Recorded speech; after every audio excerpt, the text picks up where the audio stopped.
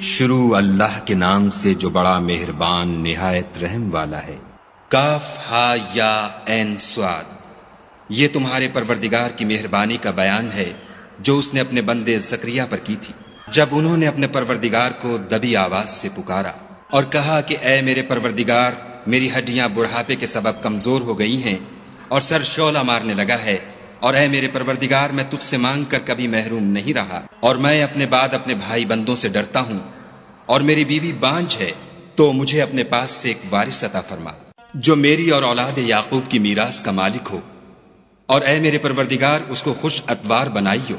اے زکریا، ہم تم کو ایک لڑکے کی بشارت دیتے ہیں جس کا نام یحییٰ ہے، اس سے پہلے ہم نے اس نام کا کوئی شخص پیدا نہیں کیا۔ انہوں نے کہا، پروردگار، میرے ہاں کس طرح لڑکا ہوگا جس حال میں میری بیوی بانجھ ہے اور میں بڑھاپے کی انتہا کو پہنچ گیا ہوں؟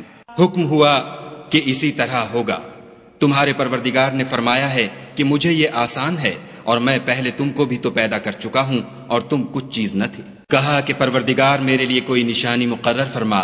فرمایا، نشانی یہ ہے کہ تم صحیح و سالم ہو کر 3 رات دن لوگوں سے بات نہ کر سکو گے۔ پھر وہ عبادت کے حجرے سے نکل کر اپنی قوم کے پاس آئے تو ان سے اشارے سے کہا کہ صبح و شام خدا کو یاد کرتے رہو۔ اے یحییٰ، ہماری کتاب کو زور سے پکڑے رہو، اور ہم نے ان کو لڑکپن ہی میں دانائی عطا فرمائی تھی، اور اپنے پاس سے شفقت اور پاکیزگی دی تھی، اور وہ پرہیزگار تھے، اور ماں باپ کے ساتھ نیکی کرنے والے تھے، اور سرکش اور نافرمان نہیں تھے۔ اور جس دن وہ پیدا ہوئے، اور جس دن وفات پائیں گے، اور جس دن زندہ کر کے اٹھائے جائیں گے، ان پر سلام اور رحمت ہے۔ اور کتاب قرآن میں مریم کا بھی مذکور کرو، جب وہ اپنے لوگوں سے الگ ہو کر مشرق کی طرف چلی گئیں تو انہوں نے ان کی طرف سے پردہ کر لیا۔ اس وقت ہم نے ان کی طرف اپنا فرشتہ بھیجا تو وہ ان کے سامنے ٹھیک آدمی کی شکل بن گیا۔ مریم بولی کہ اگر تم پرہیزگار ہو تو میں تم سے خدا کی پناہ مانگتی ہوں۔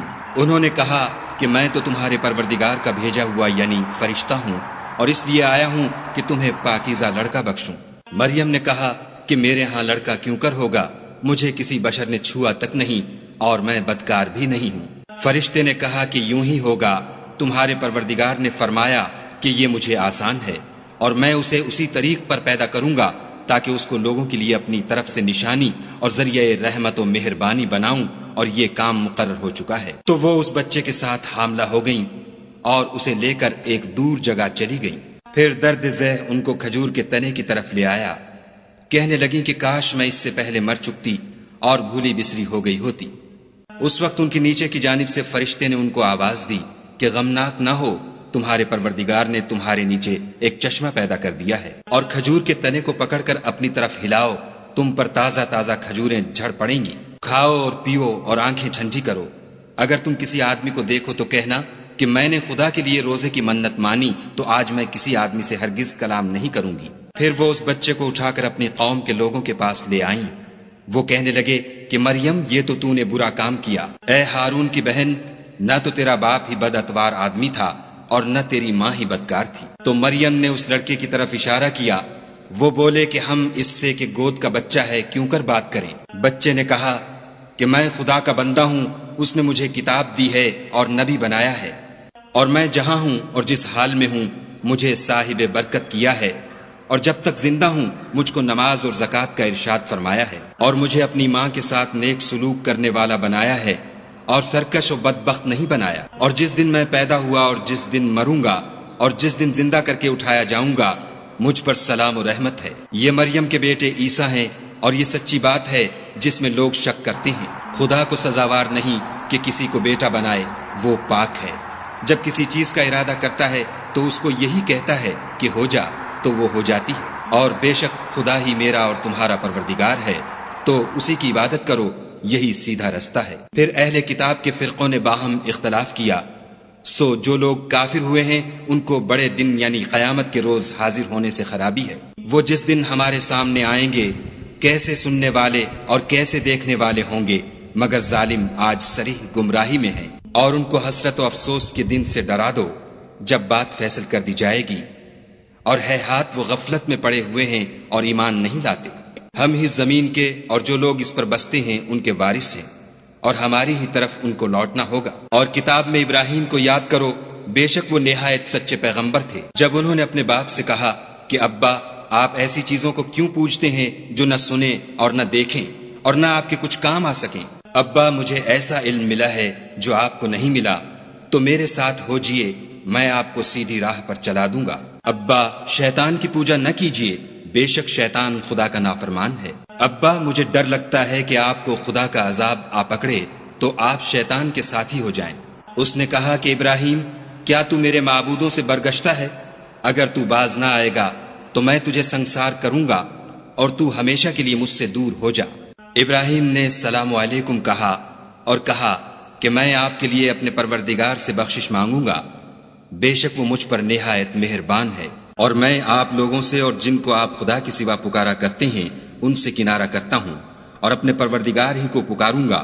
امید ہے کہ میں اپنے پروردگار کو پکار کر محروم نہیں رہوں گا۔ اور جب ابراہیم ان لوگوں سے اور جن کی وہ خدا کے سوا پرستش کرتے تھے الگ ہو گئے تو ہم نے ان کو اسحاق اور اسحاق کو یعقوب بخشے اور سب کو پیغمبر بنایا، اور ان کو اپنی رحمت سے بہت سی چیزیں عنایت کی اور ان کا ذکر جمیل بلند کیا۔ اور کتاب میں موسیٰ کا بھی ذکر کرو، بے شک وہ ہمارے برگزیدہ اور پیغمبر مرسل تھے، اور ہم نے ان کو طور کی داہنی طرف پکارا اور باتیں کرنے کے لیے نزدیک بلایا، اور اپنی مہربانی سے ان کو ان کا بھائی ہارون پیغمبر عطا کیا۔ اور کتاب میں اسماعیل کا بھی ذکر کرو، وہ وعدے کے سچے اور ہمارے بھیجے ہوئے نبی تھے، اور اپنے گھر والوں کو نماز اور زکوٰۃ کا حکم کرتے تھے، اور اپنے پروردگار کے ہاں پسندیدہ اور برگزیدہ تھے۔ اور کتاب میں ادریس کا بھی ذکر کرو، وہ بھی نہایت سچے نبی تھے، اور ہم نے ان کو اونچی جگہ اٹھا لیا تھا۔ یہ وہ لوگ ہیں جن پر خدا نے اپنے پیغمبروں میں سے فضل کیا، یعنی اولاد آدم میں سے، اور ان لوگوں میں سے جن کو ہم نے نوح کے ساتھ کشتی میں سوار کیا، اور ابراہیم اور یعقوب کی اولاد میں سے، اور ان لوگوں میں سے جن کو ہم نے ہدایت دی اور برگزیدہ کیا۔ جب ان کے سامنے ہماری آیتیں پڑھی جاتی تھیں تو سجدے میں گر پڑتے اور روتے رہتے تھے۔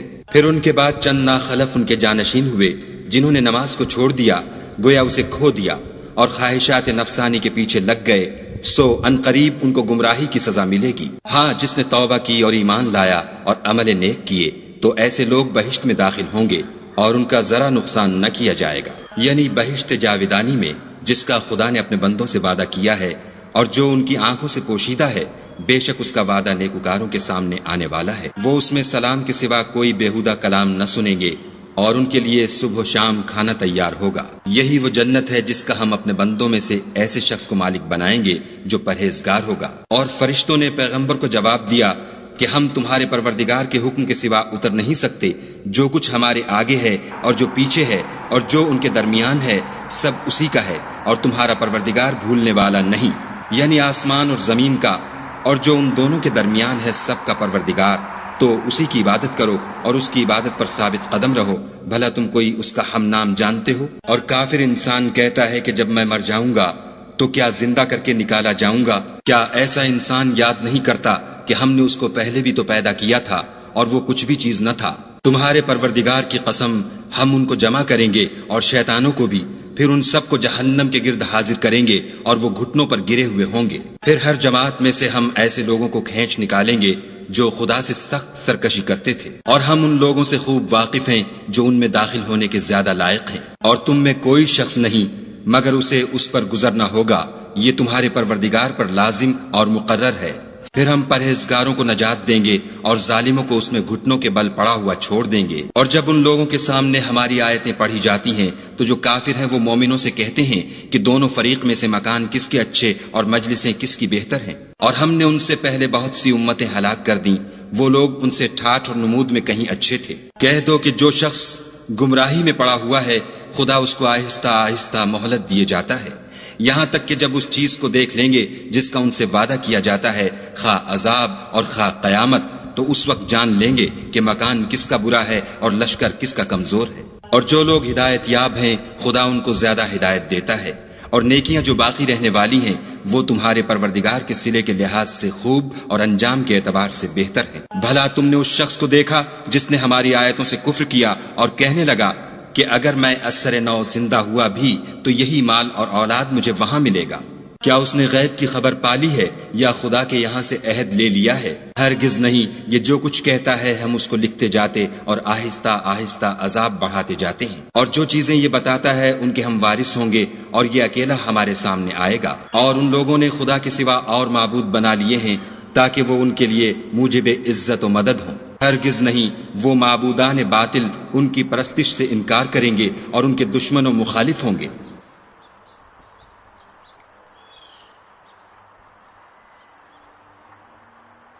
کیا تم نے نہیں دیکھا کہ ہم نے شیطانوں کو کافروں پر چھوڑ رکھا ہے کہ وہ ان کو برانگیختہ کرتے رہتے ہیں؟ تو تم ان پر عذاب کے لیے جلدی نہ کرو، اور ہم تو ان کے لیے دن شمار کر رہے ہیں، جس روز ہم پرہیزگاروں کو خدا کے سامنے بطور مہمان جمع کریں گے اور گناہ گاروں کو دوزخ کی طرف پیاسے ہانک لے جائیں گے۔ تو لوگ کسی کی سفارش کا اختیار نہ رکھیں گے مگر جس نے خدا سے اقرار لیا ہو، اور کہتے ہیں خدا بیٹا رکھتا ہے۔ ایسا کہنے والوں، یہ تو تم بری بات زبان پر لاتے ہو۔ قریب ہے کہ اس افطرا سے آسمان پھٹ پڑے اور زمین شق ہو جائے اور پہاڑ پارا پارا ہو کر گر پڑے کہ انہوں نے خدا کے لیے بیٹا تجویز کیا، اور خدا کو شایع نہیں کہ کسی کو بیٹا بنائے۔ تمام شخص جو آسمانوں اور زمین میں ہیں سب خدا کے روبرو بندے ہو کر آئیں گے۔ اس نے ان سب کو اپنے علم سے گھیر رکھا اور ایک ایک کو شمار کر رکھا ہے، اور سب قیامت کے دن اس کے سامنے اکیلے اکیلے حاضر ہوں گے۔